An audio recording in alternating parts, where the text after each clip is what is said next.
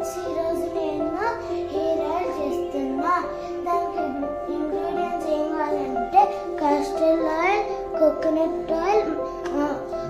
Coconut oil ఎంత వేస్తే castor oil కూడా అంత వేయడానికి మెజరింగ్ బౌల్, మళ్ళీ ఆనియన్ పొట్టు, మళ్ళీ ఆనియన్స్, మళ్ళీ హైబిస్కస్ ఫ్లవర్స్, మళ్ళీ కర్రీ లీవ్స్, మళ్ళీ హైబిస్కస్ ఫ్లవర్స్, మళ్ళీ మేతి, మళ్ళీ ఐరన్ ప్లాంట్. ఇప్పుడు నేను మెజర్ చేస్తున్నా.